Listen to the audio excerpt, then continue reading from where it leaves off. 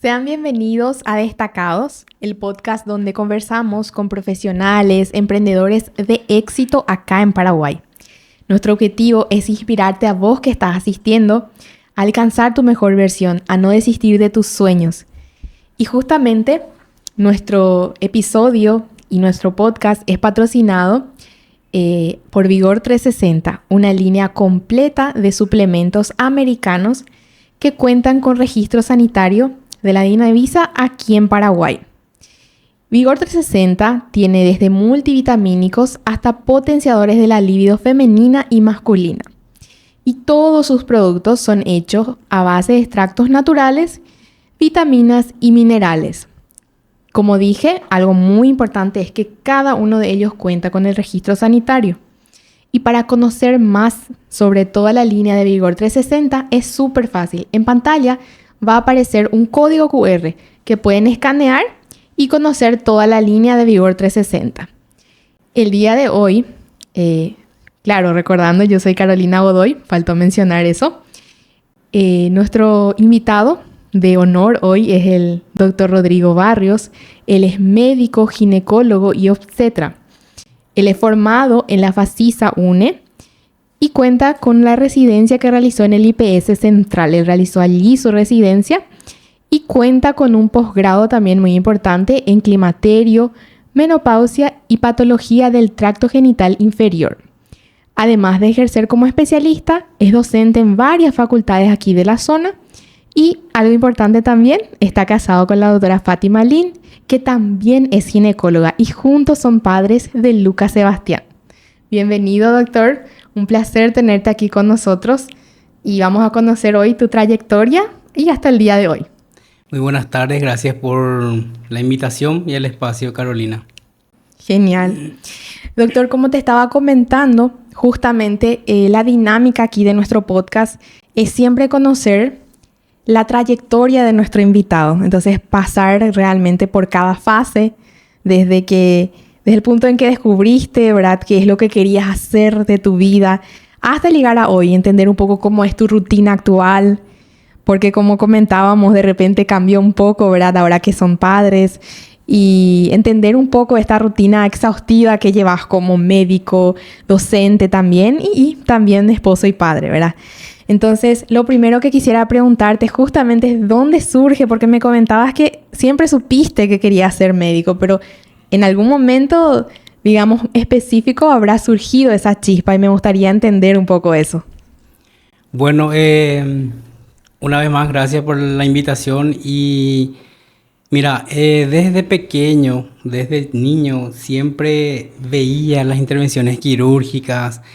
Según cuentan, que yo me ponía cualquier trapo por la cabeza, por la cara, y que yo más o menos le operaba hacia mi hermana, agarraba cualquier ramita, le aplicaba como inyección, ¿verdad?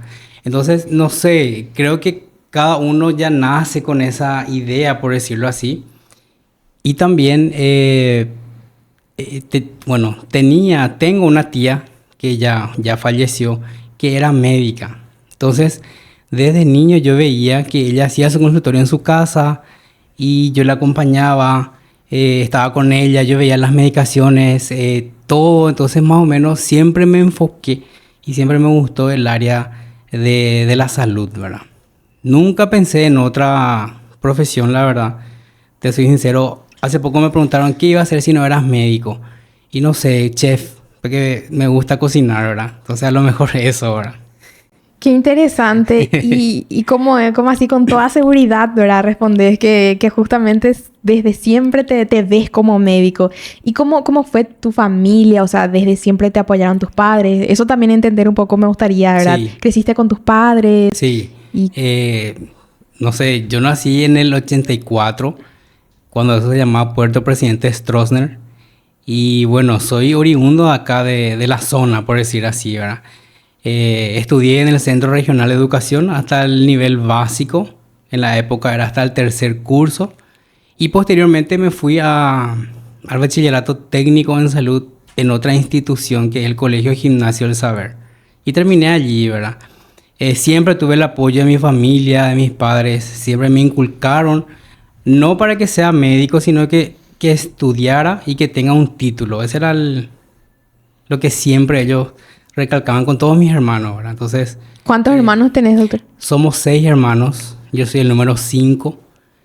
Son 3 mujeres mayores y luego venimos los varones. Ajá, mira un Sí. poco interesante.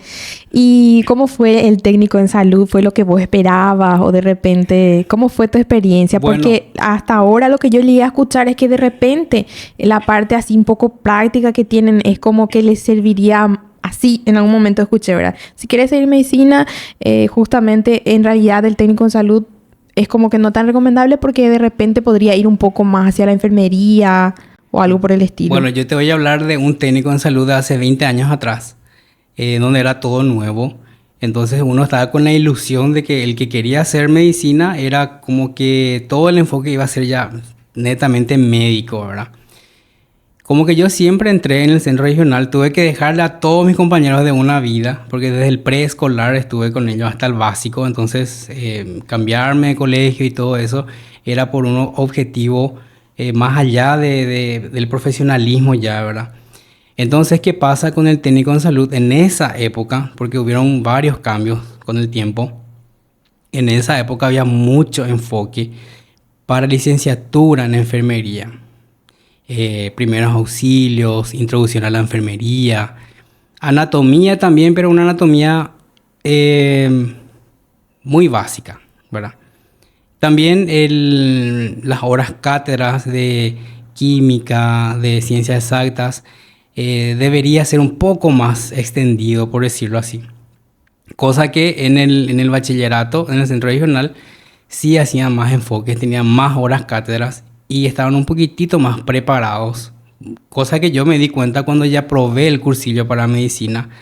Totalmente estaban muy avanzados ya. Los que eran mis compañeros nos encontramos allá en el cursillo de ingreso. Y ellos tenían una base, cosas que yo no tenía ni idea de qué estábamos desarrollando, por ejemplo.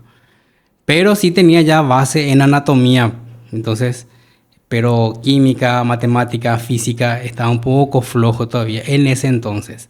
Me dijeron que actualmente el bachillerato en salud está mucho más reforzado y están súper preparados para el día de hoy para el ingreso a medicina. A lo mejor cambió la malla curricular. Lo más probable, ¿verdad? Pero no estoy hablando específicamente de un colegio, sino que el bachillerato en sí de todos los otros colegios, ¿verdad? Creo que son contados colegios que tienen el bachillerato en salud. No son muchos. Sí. Creo que el Inmaculada también para mí que tiene. Inmaculada, Gimnasio del Saber, Santa Tere.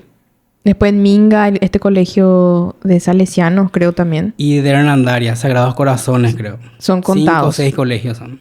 Ya. Entonces, tal vez, si le recomendarías a alguien, a lo mejor podría intentar ahora que cambió, a lo mejor. ¿Verdad? Claro. Pero más le recomendarías hacer ciencias básicas. Sí. Sí, yo también hice eso en la regional. Sí. Y tenía justamente más horas de química seguramente. Sí, de hecho que teníamos como doble química, doble física. Sí. Como que son enfoques diferentes y era bien reforzado realmente. ¿Y cómo fue después al entrar en el cursillo, verdad? Porque ahí empieza toda la lucha cuando uno de repente no tuvo una base, ¿verdad? Sí.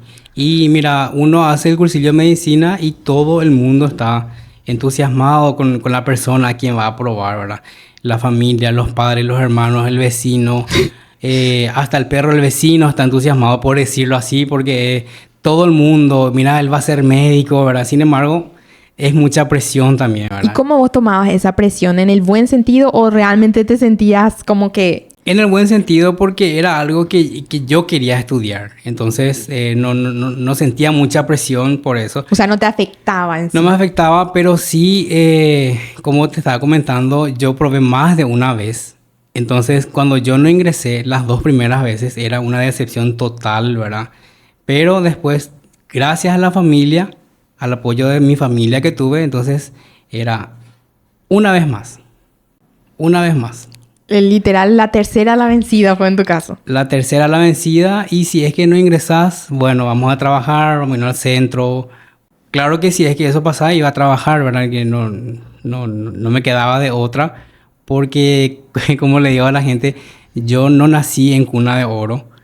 Entonces, sí o sí tenía que trabajar. Y tenía el apoyo de mi familia, por eso nada más pude remar y llegar al objetivo después, ¿verdad? Sí, y ahora vos a lo mejor ya no te acordás con detalles porque es como que una fase que pasó, superaste, no desististe, pero en ese momento seguro que fue Claro. un tema, ¿verdad? Así como que la última Sí, vez que me dejan intentar por ahí. claro. Y más, lo que más o menos me quería jugar era que yo volvía y mira, le está probando ya otra vez. Le está probando ya otra vez. Pero eran comentarios de pasillo, ¿verdad? De los compañeros. No, él va a saber todo si él es recursante, ¿verdad? Pero era todo en el momento. ¿Y qué crees que es lo que te jugó más? ¿Fue realmente el no haber tenido una buena base o la parte, digamos que emocional también en los exámenes? En realidad, no, yo creo que eso depende de cada uno, porque tener base o no, claro que si vos te esforzás, evidentemente te vas a poner las pilas y vas a tener la base necesaria para poder rendir un buen examen. El examen de ingreso es un examen que sí está bajo presión, porque es una competencia y muchas veces los nervios te juegan, o el cansancio quizás, porque tenés que ver la forma de interpretar las opciones de respuesta que te dan para que vos puedas marcar y de ahí pasar a una hoja de respuesta otra vez, que tienes que estar con las luces encendidas para poder pasar, porque esa hoja es la que se entrega y se controla posteriormente para saber tu puntaje, ¿verdad? Todo computarizado. Yo llegué a escuchar también que de repente, no sé si es así hasta ahora, pero que es como que cuando están rindiendo los que están probando para medicina, se le hace todo tipo de, no sé, se hace ruido por ahí afuera para que ellos se Sí, desconcentren. ¿Cómo sí. es eso? O sea que eso es ya por los cursos superiores, ¿verdad? Que hacen así barullo, hacen ruidos para que se desconcentren, ¿verdad? Cosa que actualmente se prohibió en la facultad. Eso se prohibió, pero no se prohibió el bautismo de ingreso. Que Ajá, ahí sí le hacen desastre, le cortan la ropa, el cabello. A ajá. las chicas le dejan peladas, le cortan la ceja.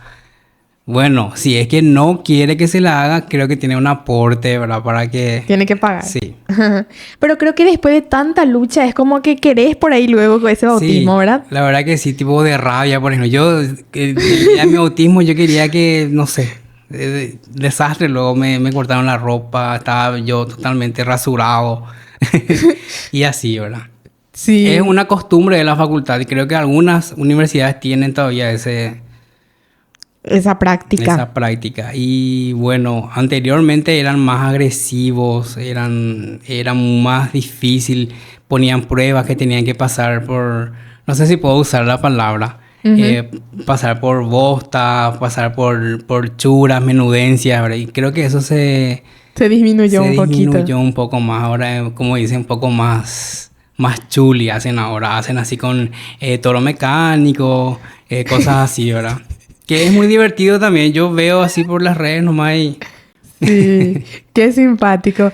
Y después, una vez que ingresaste, ¿cómo fue la rutina? Porque seguramente que no te daba el tiempo para trabajar, o sea, netamente Y la era... verdad que no, porque la malla de la Universidad Nacional es tiempo completo. De mañana, tarde, hasta la tardecita, noche teníamos clase. Principalmente a partir del cuarto año, cuarto, quinto y sexto, que es el internado ya. Era muy pesado, teníamos clases de mañana y tarde y no nos daba tiempo de ir a trabajar porque eran otros tiempos. Ahora, por ejemplo, si ves que podemos trabajar por redes, podemos trabajar desde la casa nomás, en turno, en horario nocturno, por ejemplo, genial. Y hay Vender algo por claro, en internet. la venta, por ejemplo, porque ahora, por ejemplo, yo sé que hay estudiantes que trabajan así, venden ropas, venden accesorios, teléfonos electrónicos, ¿verdad? Y todo por redes nomás. Claro que se dedica al estudio y después ve la parte de... Como un extra, ¿vale? Exacto. Entiendo. Y antes no había eso. Ajá. Y para decidirte por la especialidad, ¿fue cuando hicieron la rotación por las especialidades? Sí. Ahí O sea que descubriste. ahí decidí 100% que iba a ser lo que soy ahora, Ajá. pero siempre algo que tenga algún procedimiento quirúrgico. Entonces Entonces, en algún momento dudaste en hacer tipo cirugía general. sí, la verdad que me gustaba también otorrino, la laringología me gustaba muchísimo y me quedé por el camino, ¿verdad? Pero Ajá.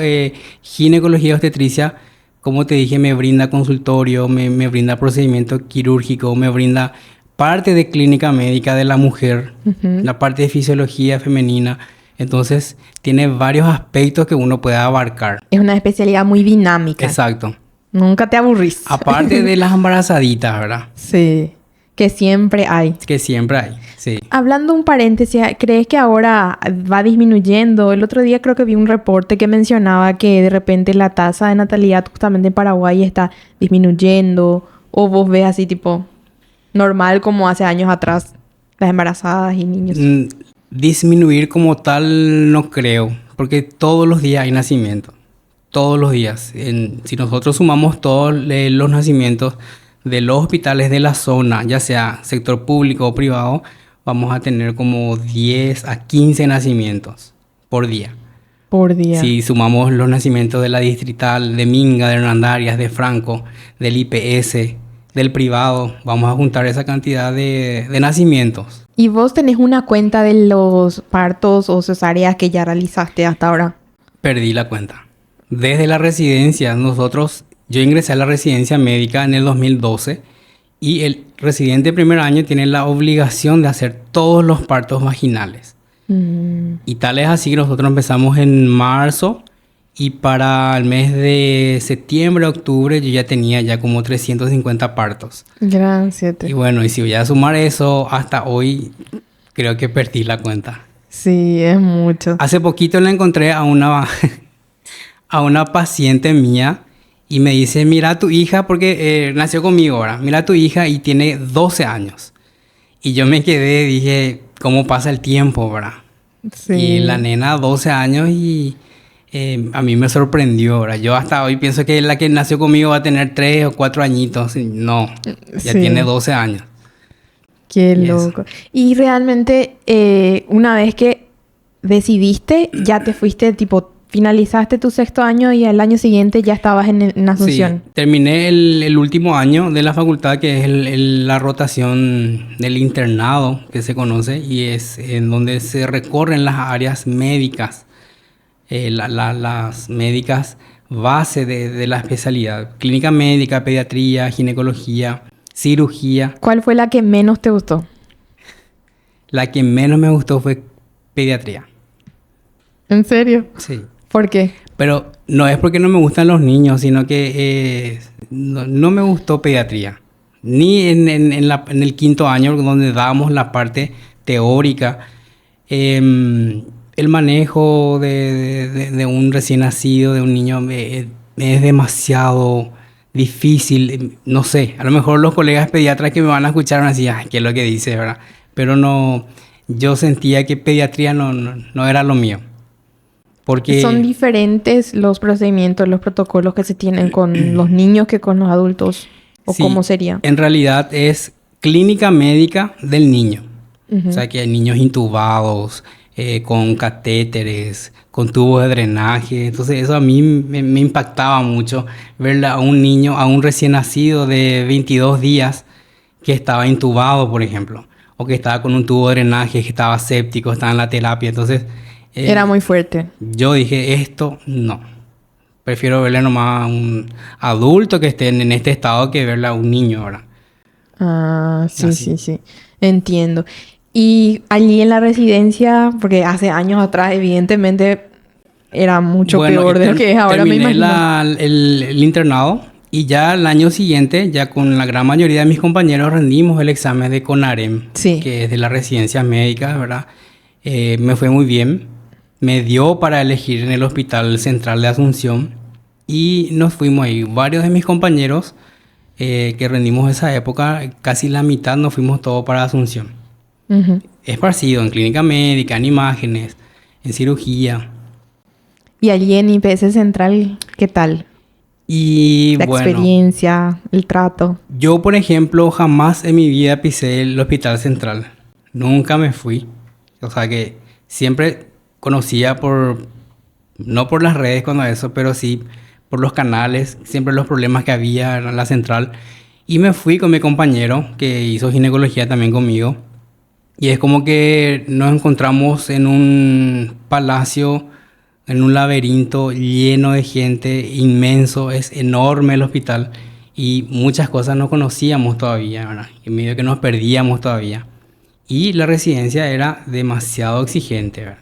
nos exigían los horarios, el uniforme, teníamos que vestirnos todo de blanco, ninguna mancha, teníamos que cumplir nuestros roles. Y para eso teníamos los R2 que estaban a nuestro cargo también, para mostrarnos ya algunas cosas que teníamos que hacer, ¿verdad? ¿Y les trataban bien o procedían? Mira, en la actualidad se habla mucho de maltrato, Sí, todo el problema que hubo, ¿verdad? Gracias a Dios yo tuve una residencia muy exigente, pero jamás nos maltrataron. O sea que un maltrato a llevarme a la depresión y querer renunciar o otra cosa, ¿verdad? No como tal, sino que sí la exigencia. Claro que teníamos guardias castigos, claro que nos quedábamos sin posguardia, claro que teníamos dominicales de castigo, ¿verdad? Por el error de uno, toda la guardia ligaba el castigo, ¿verdad? Pero para nosotros era parte de la residencia. Ahora no sé cómo están viviendo los chicos, los residentes. Veo que hay muchos problemas, se quejan de maltratos, ¿verdad? Que en mi época también teníamos mucha exigencia, sobrecarga de horario, teníamos que dar clases, la parte académica también, ¿verdad? Entonces, no te puedo explicar qué es lo que hablar de un maltrato, por ejemplo, en la residencia. Entonces, ¿vos crees que podría ser de repente la perspectiva con la que ustedes veían y con la que esta generación ve? Sí. ¿Podría ir por ahí? Sí, totalmente. En algún momento también llegamos a hablar un poco de eso, ¿verdad? Que hay muchos casos de depresión y que le atribuyen justamente la sobrecarga que tienen con los horarios, Sí. con la exigencia. Y tu perspectiva sería que en realidad es más a lo mejor de la persona, un problema que está sobrellevando. Claro que de repente un residente puede tener algún antecedente.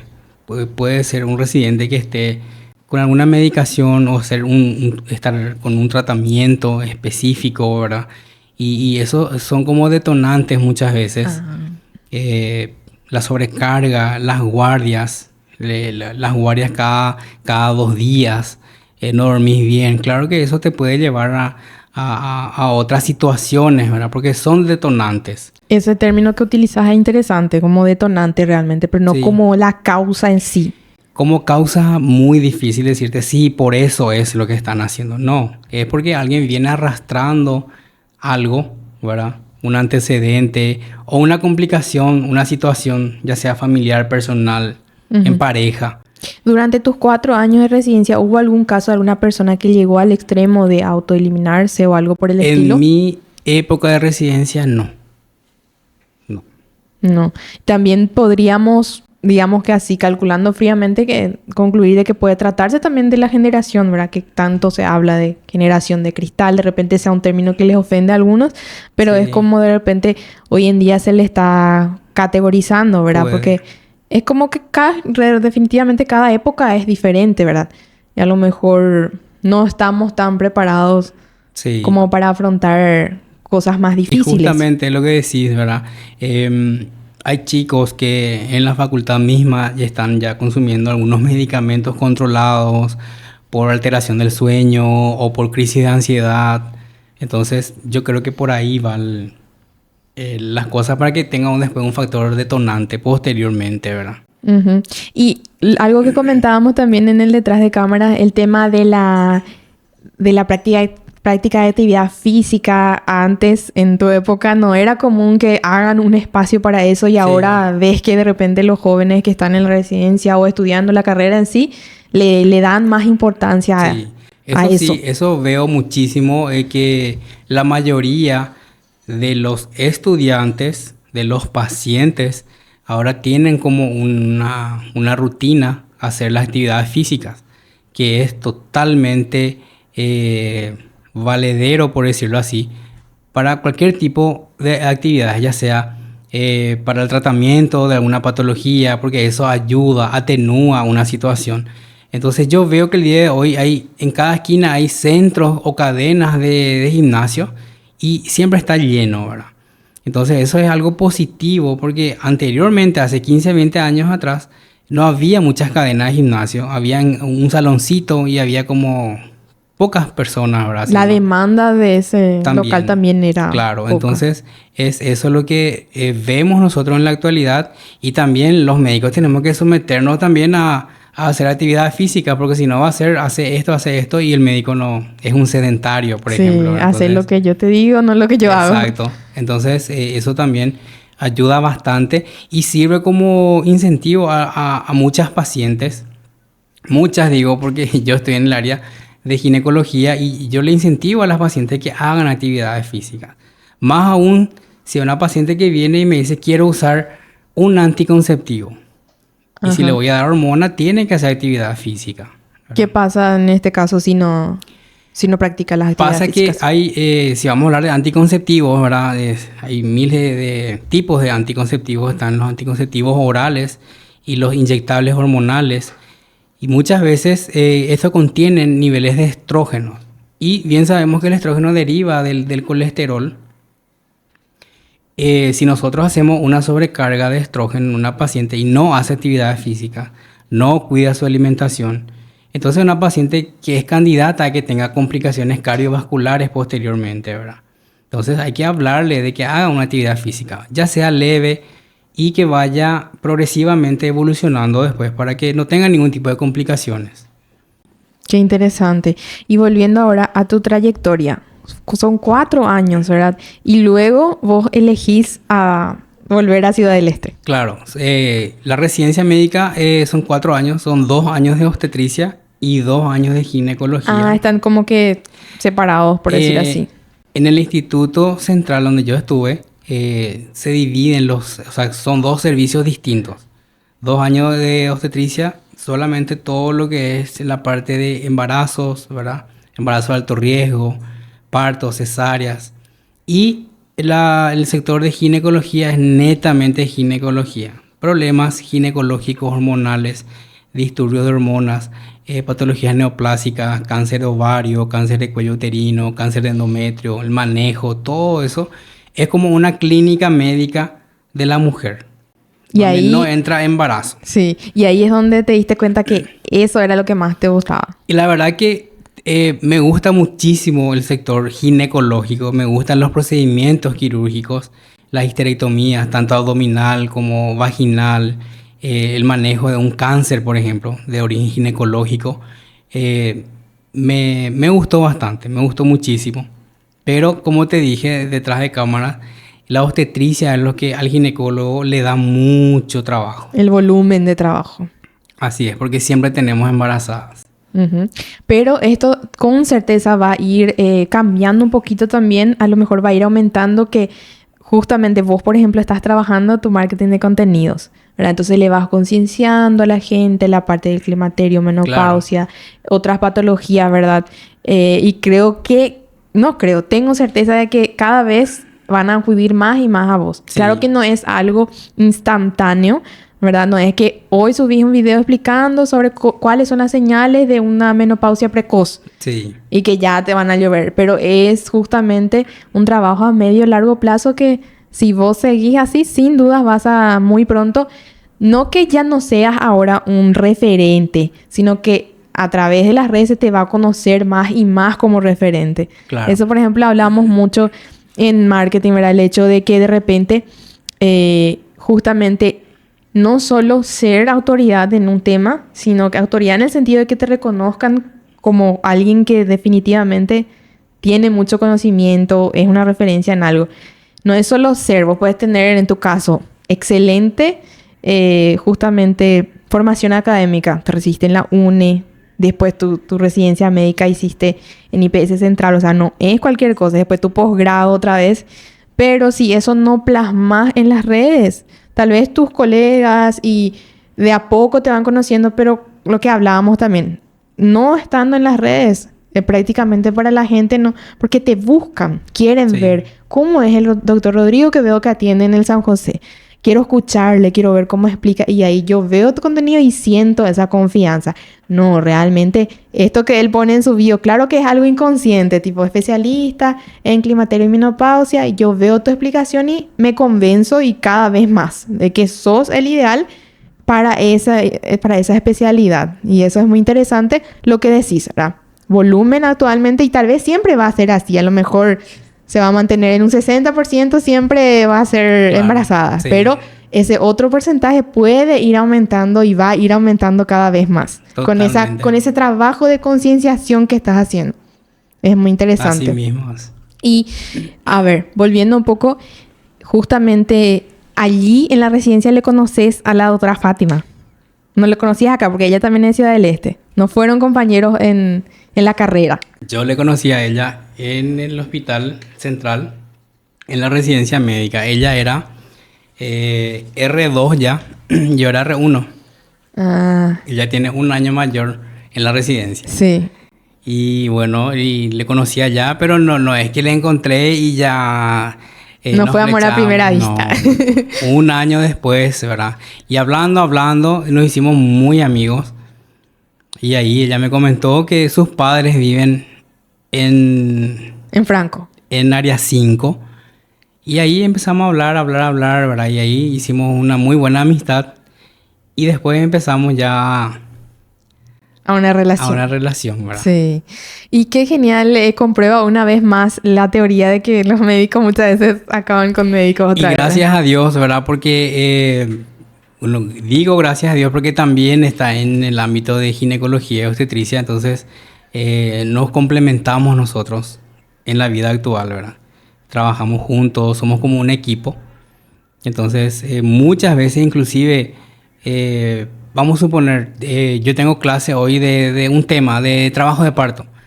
Y justo mi paciente se complicó, yo no puedo darme clase y ella se puede ir a reemplazar de repente, sin ningún problema. Si está en su horario y puede, se va a reemplazarme. O viceversa, ¿verdad? Yo también me podía ayudar y reemplazarle si ella está complicada o algo así, ¿verdad?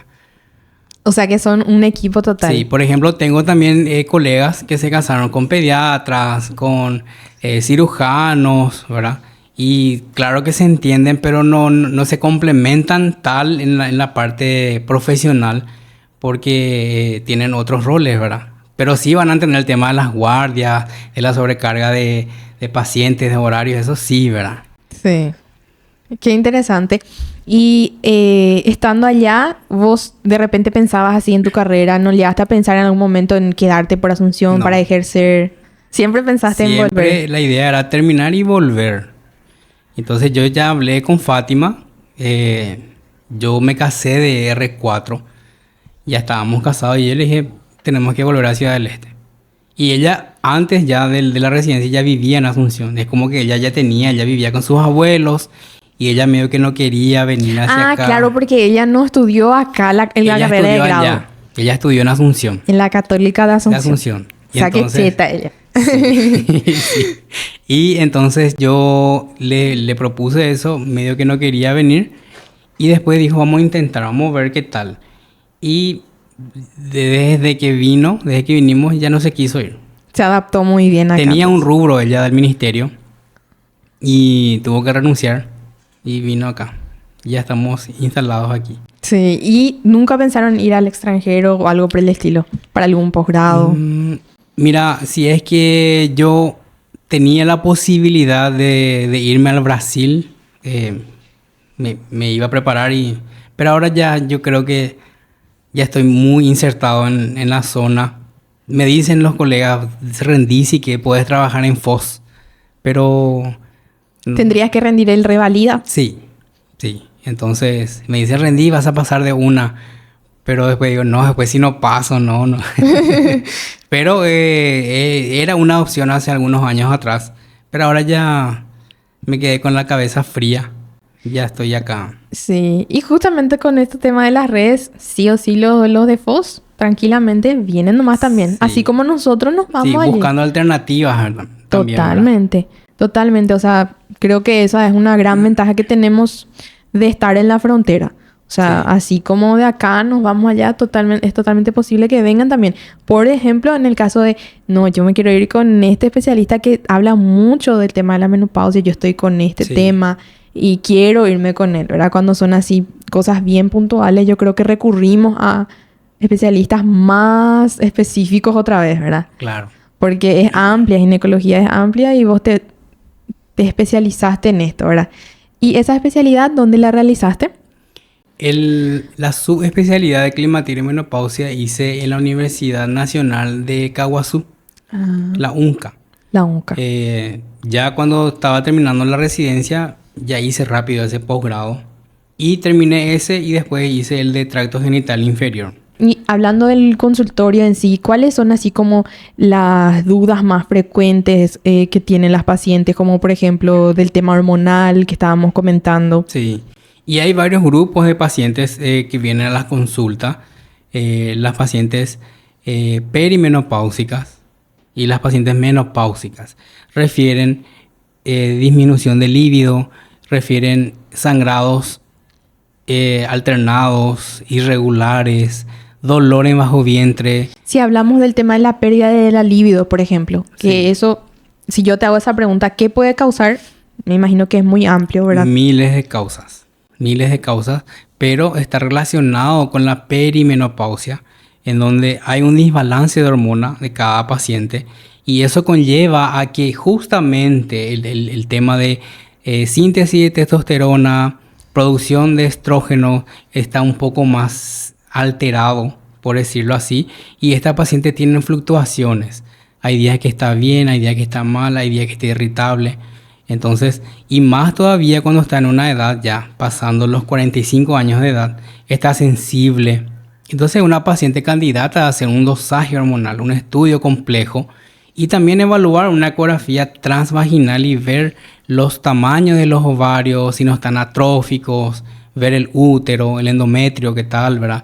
Entonces, eso se complementa con los dosajes hormonales y una paciente que, mira, vos tenés este déficit y te vamos a suplementar con esto.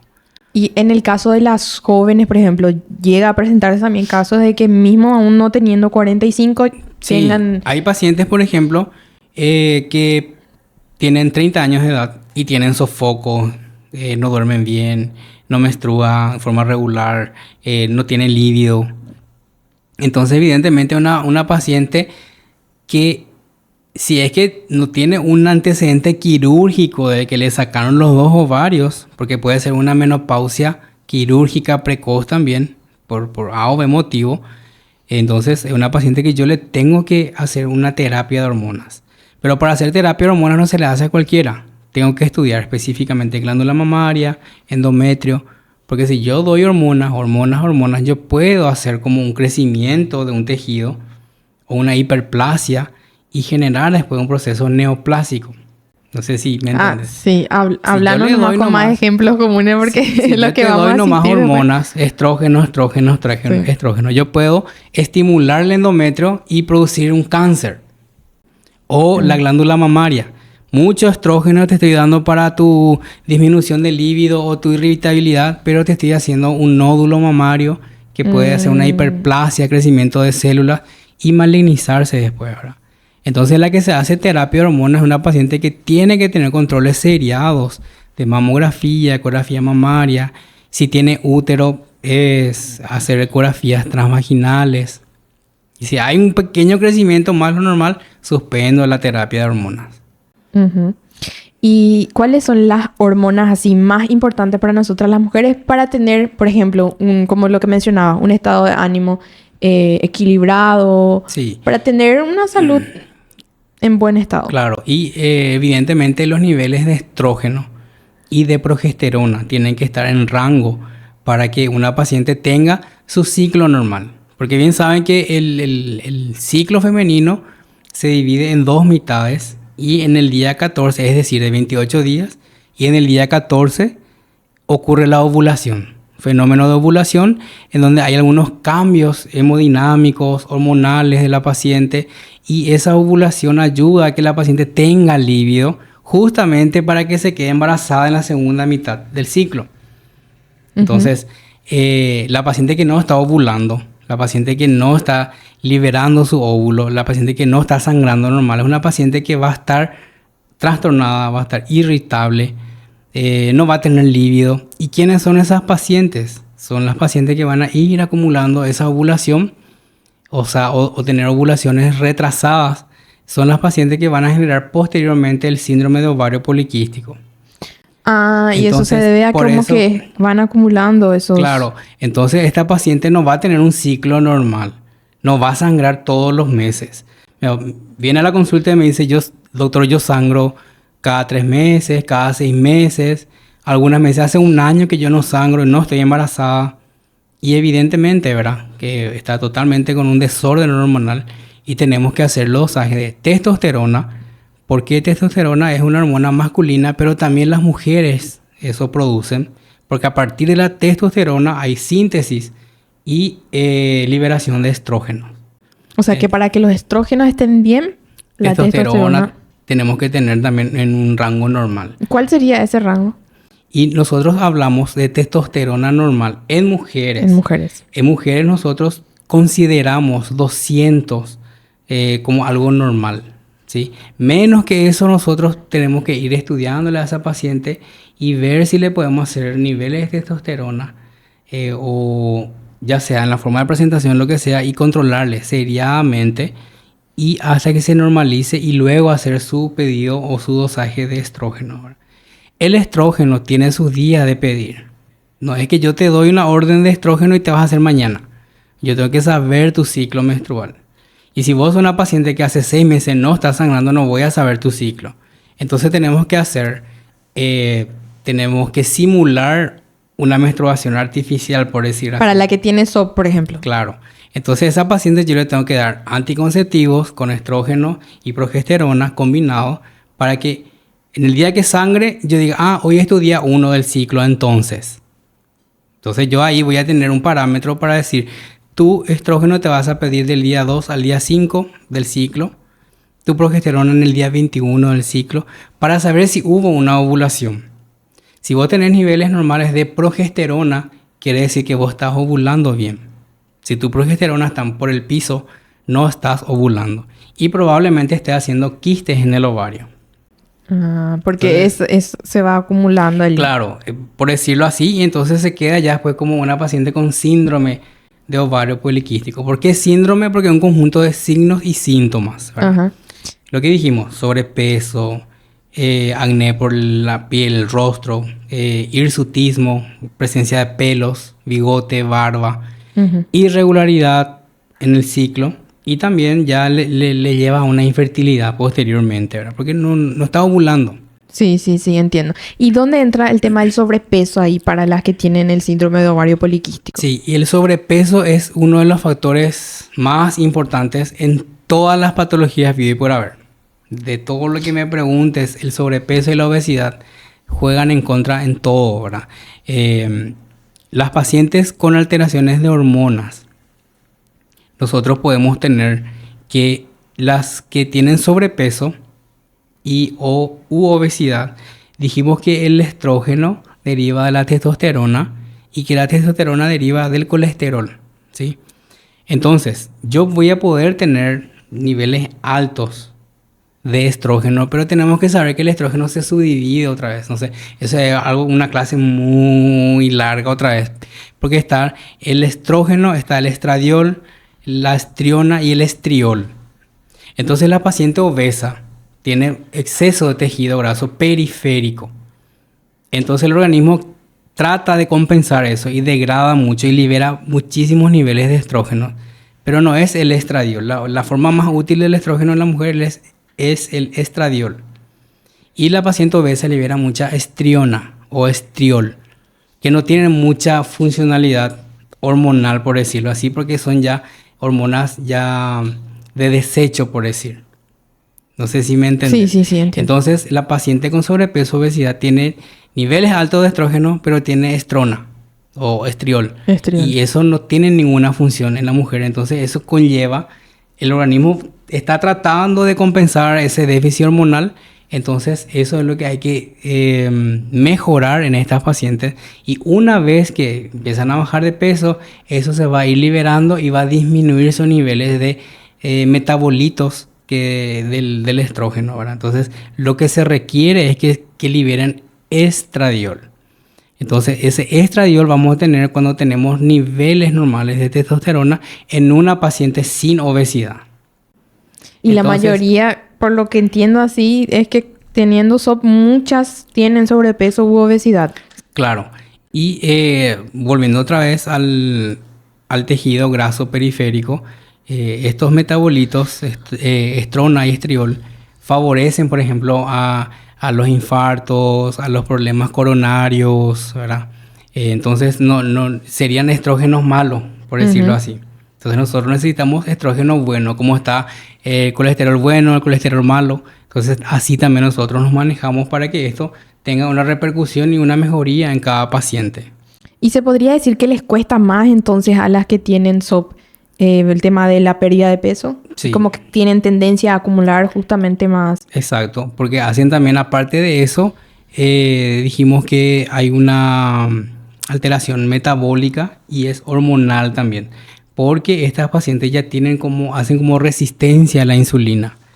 Entonces, una vez que tenemos resistencia a la insulina, no vamos a tener una insulina que es capaz de degradar todo el carbohidrato que la paciente va consumiendo o que tiene por acumulación para que eso se pueda liberar, ¿verdad? Entonces, ¿qué es lo que pasa con estas pacientes? Hacen una resistencia.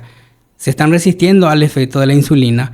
Entonces, esto lleva a una retención de líquido, aumento de peso y va empeorando cada vez más. Y sumado a los malos hábitos, falta de ejercicio, todo empeora. Exacto.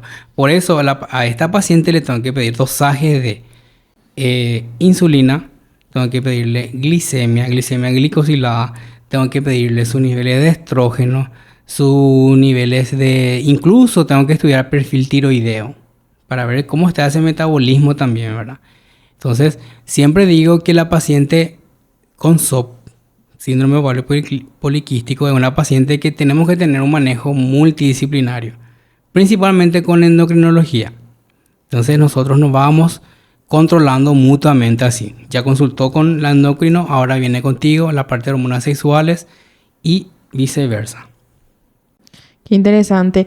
Y obviamente multidisciplinar contando también incluso con nutricionista. ¿Por qué no el apoyo psicológico también? Claro, principalmente endocrino y gineco. Claro que nutrición, diabetólogo, porque ahora el endocrino maneja todos los tipos de hormonas, pero el diabetólogo le hace los controles más seriados en cuanto a su alteración metabólica, ¿verdad? Entonces eso sería genial también que estemos todos involucrados con estas pacientes. Y con respecto a solicitar, por ejemplo, estudios de nivel de vitamina D o de otro tipo de vitaminas que tendríamos que tener suficiente en el organismo, ¿eso solicitas también? Solicito, pero esto voy a pedir más en una paciente ya, una perimenopáusica. Los niveles de calcio también. Vitamina D, niveles de calcio, ferritina, perfil tiroideo. Tengo que estudiarles también toda la parte de vitamina B, vitamina B6, B12. ¿Por qué? ¿Por qué me interesa a mí saber los niveles de calcio, por ejemplo? Porque a nivel que estamos con una paciente perimenopáusica o menopáusica propiamente dicha, los niveles de estrógeno van disminuyendo y por eso presentan esos síntomas de irritabilidad, de sofoco, falta de líbido. Y entonces los niveles de calcio van a estar disminuyéndose porque aumenta la actividad de absorción de calcio y favorece a la osteoporosis, que es otro problema que se presenta también en la menopausia. Y entonces una mujer menopáusica que justamente siga todos estos controles podría llegar a tener como que tal vez no va a ser más nunca igual, pero que podría tener un estilo de vida un poco más normal comparado con lo que era cuando era joven, tipo se está dando ánimo, la libido. Claro. ¿Hasta qué nivel se puede llegar a mejorar, digamos, su...? Evidentemente que esto no es... El cambio no es mágico. El cambio no es de un día para el otro. Pero existen varias alternativas que nosotros podemos ayudar a estas pacientes. Pero siempre y cuando tenemos un dosaje de hormona, ¿sí? Entonces, vemos qué hormona está en disminución o en déficit y reforzamos eso. Después están... Eso es la parte de hormonas. Ella se va a sentir mejor en 1 mes, 2 meses. Incluso va a decir, estoy más tranquila. Pero no tengo todavía deseo sexual. Bueno, entonces están también los tratamientos locales. ¿Por qué? Porque la paciente que tiene estrógeno bajo, Es una paciente que va a tener sequedad vaginal. Y la sequedad vaginal conlleva al dolor durante las relaciones sexuales que nosotros conocemos como dispareunia. Sí. Entonces, ella ya se siente mejor, pero tiene miedo todavía de tener relaciones. Y no tiene nomás relaciones. ¿Por qué? Porque ella tiene miedo de tener dolor, tiene miedo de la sequedad vaginal. Y la sequedad vaginal favorece las infecciones otra vez. Entonces, podemos hacer óvulos de lubricaciones, podemos hacer tratamiento de estrógeno local para que mejore la elasticidad y la lubricación del trato femenino. Entonces, paulatinamente eso va a ir mejorando y evidentemente ella va a ir empezando a tener otra vez sus relaciones sexuales. Porque quiera o no, nosotros tenemos que ayudarle en ese sentido también, ya que eso forma parte de la unión matrimonial, ¿verdad? Entonces, muchas veces viene, estoy desesperada, no sé qué hacer con mi marido, cosas así. Y hay varios problemas detrás de todo eso, ¿verdad? O sea que las Miles de mujeres cosas. sufren en esa fase, Sí. se podría decir. Sí. Llegué a ver que hay también algunos tipos de procedimientos como, que se le dice esto, no tan, no invasivos, algo así, que tipo se puede utilizar para tratar esto de la sequedad, la elasticidad. Sí, hay algunos procedimientos que se hacen vía láser.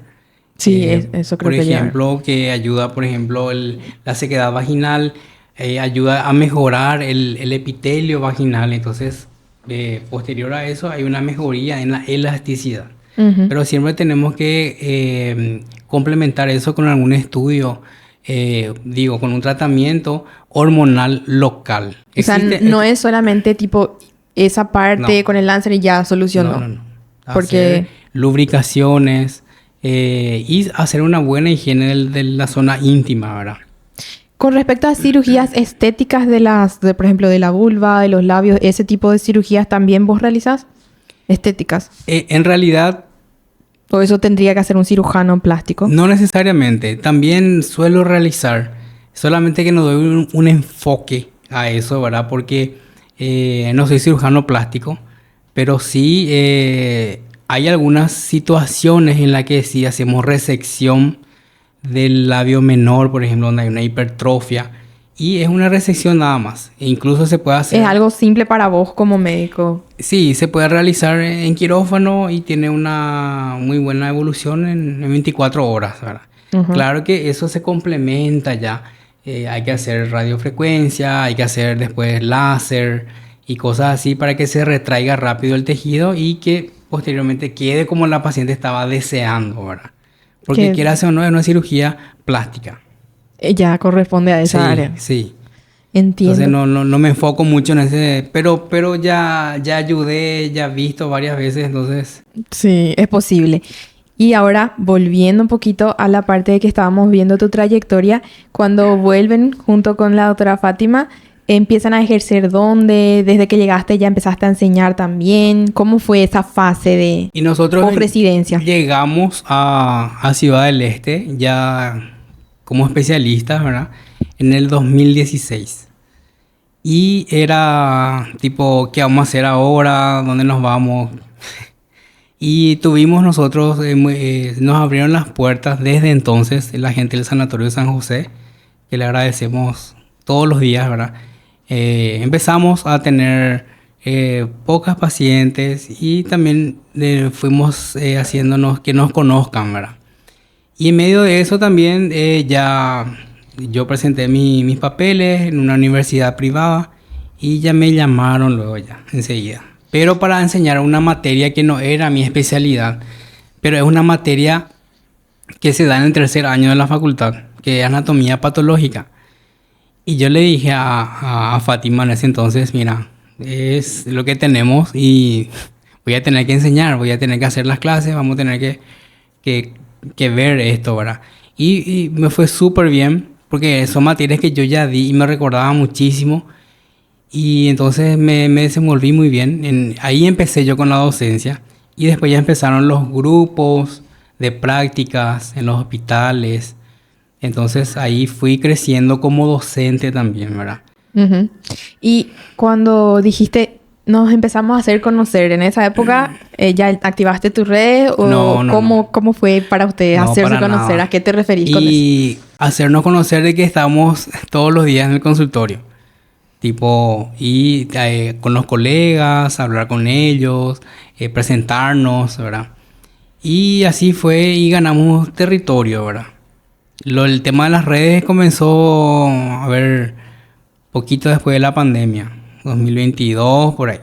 Ahí Sí. recién yo empecé a activar en la parte de redes y eso, ¿verdad? Pero Sí. eran, nunca hablaba yo nada, todo era fotos, imágenes, un Y informe así, era tipo una imagen nada más. en la pandemia, ¿cómo fue para ustedes? Porque me llegaste a comentar que también en el 2020 te sometiste a la bariátrica. Sí. ¿Cómo fue, tipo? Mi pregunta es, ¿cómo fue la pandemia para ustedes, tipo? ¿En qué cambió su vida? La pandemia cambió muchísimas cosas, ¿verdad? Y como te dije, te comenté, puedo comentar eso. Claro, adelante. De hecho, que quiero que comentes porque hablamos mucho de esto. Fue una situación en donde yo entré en pánico porque yo tenía una obesidad mórbida, por decirlo así. Llegué a tener 127 kilos y hubieron personas que iban muriendo por COVID, estaban internados, no se le podía intubar porque eran obesos. Entonces es como que me dio a mí un miedo y yo le dije, si yo me llego a enfermar no me van a poder intubar. Me entré en desespero. Me fui a consultar con el profesional y él me dice, mira, esto tenemos que hacer ya, tenemos que acelerar porque ahora que no es todavía catastrófico la situación, porque en ese entonces todavía no había muchos casos. ¿En 2020 fue eso? 2020. ¿Qué mes? Fue en el mes de mayo. Todavía no había No se descontroló, digamos. No estaba descontrolado todavía, entonces aprovechamos. Y yo tengo un antecedente donde todas mis familias son diabéticos. Toda mi familia. Mis padres, mi mamá, mi papá, mis abuelos, mis tíos. Y me dice el doctor, mira, vos vas a tener diabetes dentro de algún tiempo, si es que no te haces nada de eso. Entonces, sí, tomé conciencia y bueno. ¿Y qué crees que te llevó a llegar a eso? ¿Siempre luego tuviste sobrepeso o fue ya en la facultad? La verdad que siempre tuve sobrepeso. Pero en la facultad y en la residencia ya me sobrepasé, ¿verdad? Como te dije, no teníamos tiempo. Pero creo que eso hoy en día está mal dicho porque cada uno hace su tiempo y se puede ir a entrenar, ¿verdad? Yo no entrenaba, yo comía chatarra, dormía poco. Entonces eso me llevó a empeorar mi situación metabólica y yo engordé mucho más de lo que ya estaba luego, sí.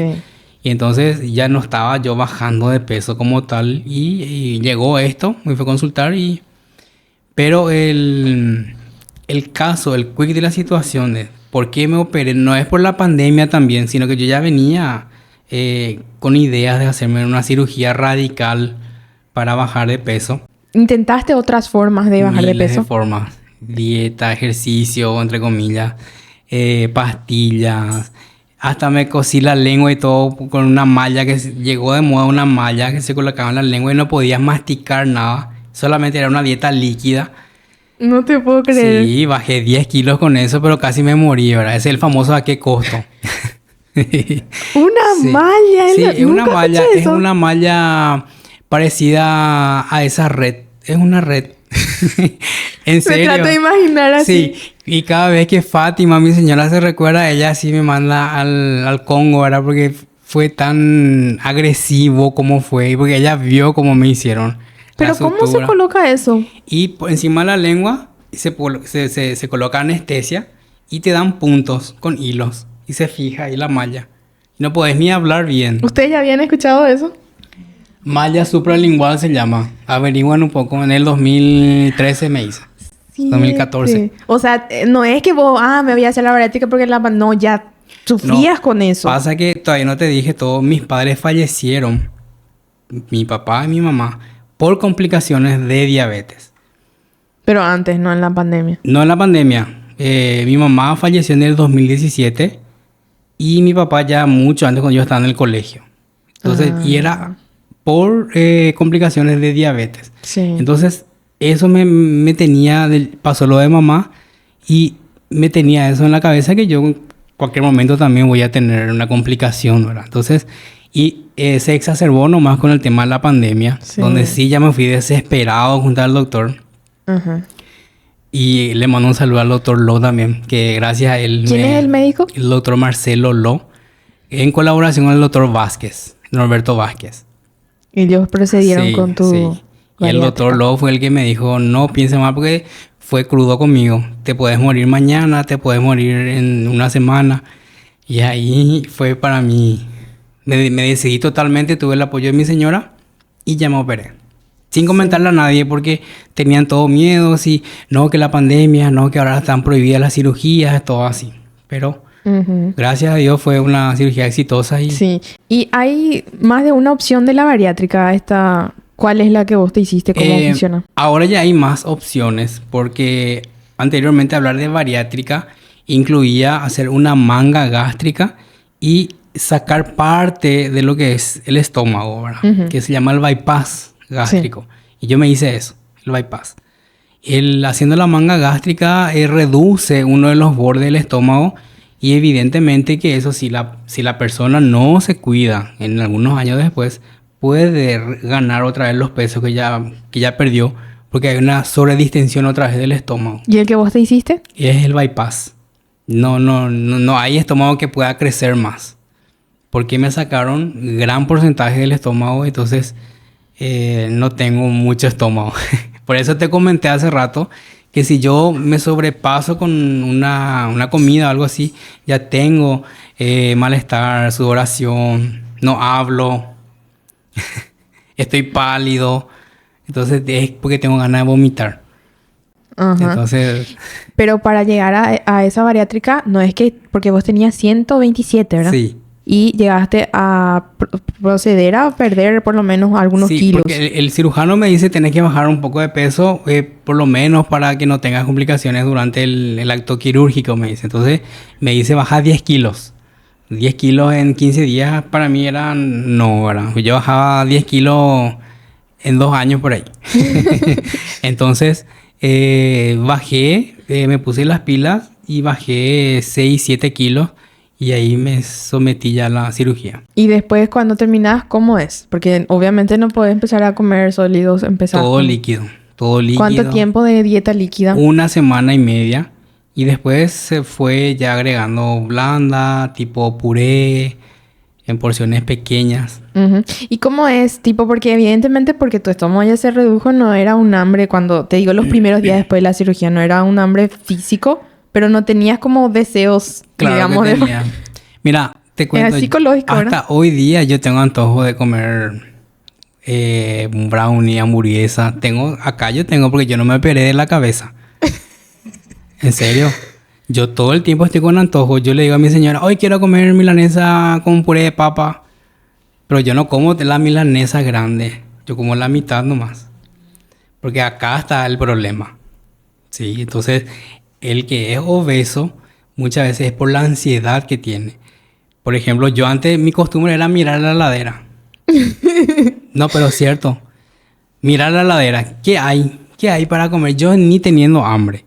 Entonces fue así que yo también fui ganando peso. Y es un problema. Por eso la persona que se va a someter en estos procedimientos tiene que tener un seguimiento psiquiátrico también. Porque yo antes de la cirugía, el doctor me mandó con un psiquiatra también para que yo hable, me oriente. Pero yo no tenía había sido un nivel muy que sí o sí yo tenía que tener un tratamiento psiquiátrico antes de mi cirugía. Pero sí, yo tenía crisis de ansiedad, entonces yo me remataba por la heladera, lo que había en la heladera. Y cosas así que con el tiempo cambian los hábitos. Ahora, por ejemplo, sí o sí tengo que entrenar. Sí o sí no puedo comer más de esto, más de la cuenta. Porque tu cuerpo mismo ya no te permite. Claro, porque paso mal, ¿verdad? Y algo que comentaste también es que tenés que comer a cada 4 horas. Si no haces eso, ¿qué pasa? Y si estoy ya con 10 horas de no comer nada, ya estoy ya medio mareado, estoy haciendo como un cuadro de hipoglicemia. Me pasó una vez con un colega, estábamos de guardia y de repente parece que se apagó la luz. Ay, Dios. Yo estaba operando y me sacaron porque yo estaba sin comer y estábamos trabajando. Teníamos cesárea aquí, cesárea allá, uno tras otro. Y no me dio tiempo de almorzar. Entonces, preferimos hacer todo y después comer algo, pero ya yo no aguanté. Y antes era vos, de repente, antes de la bariátrica, digo, tal vez trabajabas por horas, pero después te ibas y comías un montón. Por supuesto. O cosas muy calóricas. Sí, o de repente ya entraba en la guardia, porque yo hacía guardia de noche a veces. Y ya decía, ¿qué vamos a cenar? Vamos a pedir ya la cena y después vamos a resolver la guardia. Pero cierto es. Sí. Da risa, pero así era. Híjole. Pero, o sea, ¿te ayudó a vos la bariátrica? A mí me ayudó. Me ayudó bastante. Y lo que sí de repente necesité de un poco de ayuda, porque yo tenía que hacer un seguimiento después, igual con el psiquiatra, es cuando yo iba perdiendo peso. Y yo me miraba al espejo y yo me asustaba de mí mismo.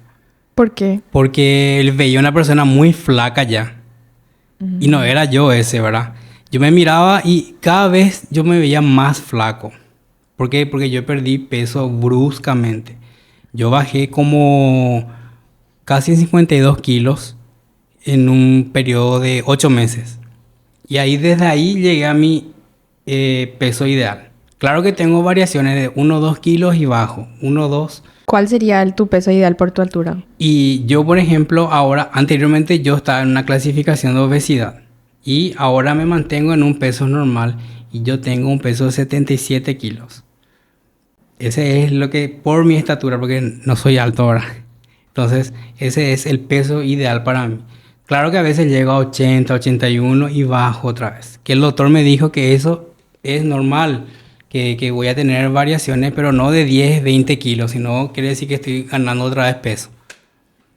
Y eso, ¿verdad? Por eso, esto a mí me ayudó bastante y yo le hablo a las pacientes. Mira, yo era así, y hace tu ejercicio, hace tu balance nutricional, hace que no te pase esto. Entonces, le hablo con propiedad. No es que le digo nomás, ¿qué iba a pasar si yo le decía hace dieta y ejercicio y yo seguía con 130 kilos, ¿verdad? O sea, no iba a compensar la consulta de una paciente porque iba a salir decepcionada.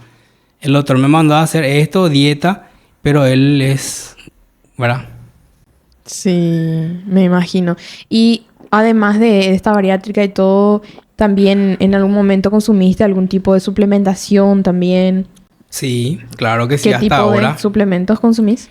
Hasta ahora yo de por vida tengo que consumir un multivitamínico que tenga magnesio, zinc, vitamina B, vitamina D, vitamina C, todo, pero sí, todos los días debo consumir. Porque si no consumo 1 o 2 días, yo ya me siento ya un poco raro, me pican las manos. ¿Por qué? Porque estoy con déficit de vitamina. De hecho, que la cirugía que yo me hice, el bypass gástrico, me lleva a un cuadro de avitaminosis. ¿Por qué? Porque una porción de la absorción de las vitaminas se reseca, se saca. Entonces, de por vida yo tengo que consumir vitaminas. Ya. Puedo tener debilidad en las uñas, caída de cabello. Sí. Esa es la desventaja. Pero yo no lo tomo así, como una desventaja. O sea, ves todo lo positivo que te trajo. La verdad que sí. Vos sabés que escuchándote así, se nota que de verdad te gusta explicar con paciencia. Y sos docente. ¿En cuántas facultades enseñás?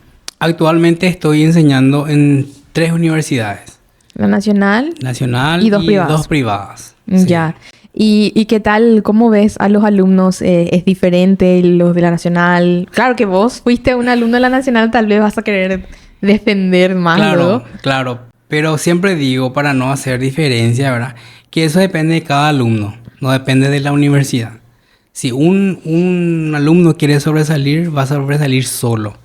No depende de qué universidad. La universidad es lo que te va a dar el prestigio y también las horas quizá que sea un poco más exigente. Pero eso depende de cada uno. Y en las privadas seguramente que tus alumnos en mayoría son brasileños, ¿verdad? La gran mayoría. Y no doy mi clase en portugués. ¿En serio? No. Totalmente en castellano. Claro.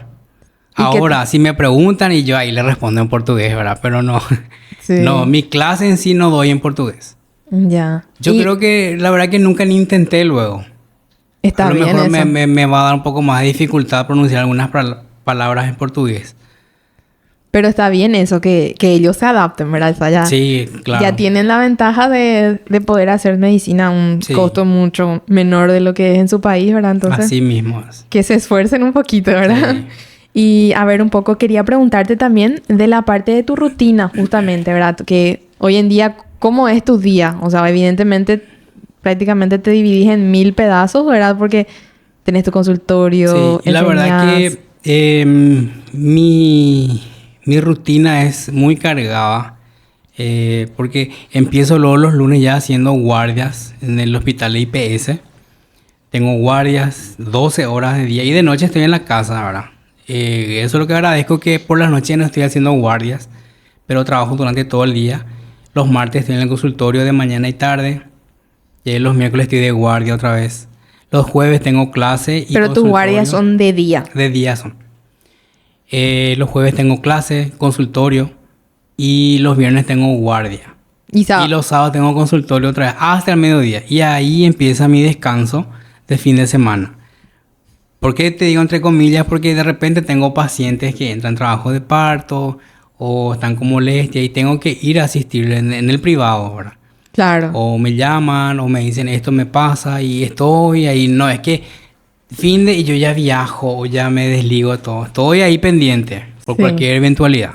Claro, claro, porque evidentemente los bebés a veces Claro, se no tienen hora, no adelantan. tienen Sí. fecha y eso. Sí, y que te iba a preguntar también sobre tu hijo, ¿verdad? Porque se casaron relativamente jóvenes comparado con, digamos, tal vez otros profesionales que no se animan a casarse en la residencia, aunque ya lo hicieron en el 4º año, ¿verdad? Sí. Pero igual y Bueno, ya y se casaron y después recién después vino el de un bebé. largo tiempo. Sí. Después de un largo periodo. Pero después- siempre quisieron formar una familia Siempre, propiamente. siempre la verdad. Y Lucas llegó y el que cambió nuestro día a día. Él nos modificó totalmente. Pero yo creo que es para mejor, ¿verdad? Porque estamos más organizados en la casa. Yo veo de esa forma, ¿verdad? ¿Cuánto tiempo tiene él ahora? Ahora tiene 1 año 7 meses. Ya Sí, está no. en la etapa de que no se queda quieto. Si nos vamos a un lugar, tenemos que estar detrás de él, nos turnamos. Y bueno, es algo que Dios nos mandó. Y bueno, estamos súper bien y felices. ¿Y en qué, por ejemplo, cambió? O sea, evidentemente, como dijiste, las guardias nocturnas tal vez ya lo tienen que pensar más para tomar. Yo creo que, como te dije al inicio, con Fátima nosotros somos un equipo, te dije, ¿verdad? Y trabajamos. Y quieras o no, nosotros siempre estamos juntos, pero hablamos siempre del trabajo. No Sí. sé si me explico. Sí. Por ejemplo... Es como que no se desligan totalmente. Exactamente. Vamos a ir a cenar. Antes nos íbamos a cenar en un lugar y... Ay, viste esa paciente que operé, se complicó tal cosa. Y así eran nuestras conversaciones, ¿verdad? No nos dábamos cuenta. Y una vez, un amigo me dice... Vos también con tu señora hablas de trabajo cuando no estás en el trabajo. Sí. Y ahí me di cuenta. Y las veces que hablamos, ya estamos hablando de otra vez de trabajo, le decía. Entonces cambiamos el tema. Y ahora que vino Lucas, no tenemos tiempo de hablar de trabajo. Te soy sincero. Cuando están juntos. Cuando estamos juntos, porque ella está con él, después yo estoy con él, él viene conmigo. Entonces no tenemos más un lazo familiar ahora. Yo creo que en ese lado positivo lo que cambió es más como que nos dedicamos a la familia y no Sí. al trabajo tanto ahora. Pudieron separar un poco mejor, digamos, Sí. que los momentos en familia. Exacto. Eso y, es lo que... y más cuando vaya creciendo, vaya hablando más, todo eso. Exactamente. Y ahora como es el tipo, es más mamitis, más papitis. Y la verdad que yo juego mucho con él. ¿Sí? Entonces él durante el día quiere estar conmigo, pero para dormir es con su mamá. Chulina. Con su Y mamá. normalmente es así luego porque justamente los padres son los que más juegan con los niños, ¿verdad? Entonces, para jugar... Sí, yo juego con él, el juguete, estamos con la pelota. Ahora está viendo mucho sus pantallas que tiene un programa en televisión. Si un pediatra me escucha me va a decir, hay pantallas hasta los 2 años, me va a decir, ¿verdad? Pero es un programa televisivo, no es el celular. Sí. ¿Y qué programa es? Son dibujitos, qué sé yo, Plim Plim. Y hay algunos sí. que hacen bailecitos. No me acuerdo del grupo, te voy a mentir. Ya. Pero le gusta y mira, ¿verdad? Sí, Y pero baila obviamente también. infaltable abejita. Sí, sí. Chulina. ¿Y cuándo es tu cumpleaños ahora? En noviembre. En noviembre. Ah, mira, porque mi hijita también es de noviembre. El 1 de noviembre. Chulina, qué gusto.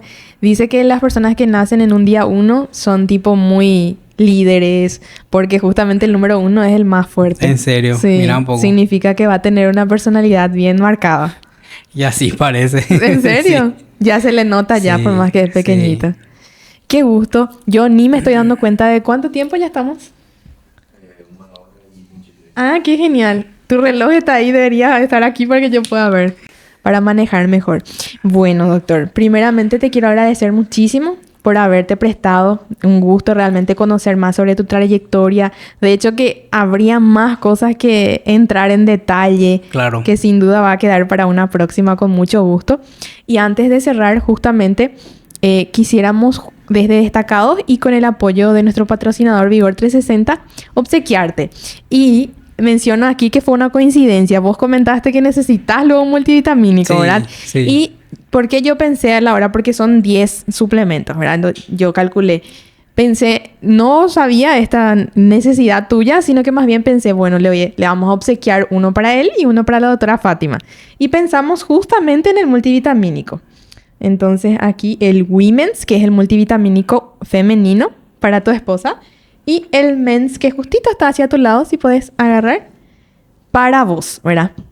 Entonces, justamente el Vigor 360 Men's está pensado para apoyar la salud masculina, la energía, el sistema inmune y el bienestar en general. Entonces, vos como médico, docente, papá, tu día es intenso, pensamos para vos obsequiarte esto. Y ahora que sabemos que necesitas luego por tu condición de justamente haberte hecho la bariátrica, entonces espectacular para vos.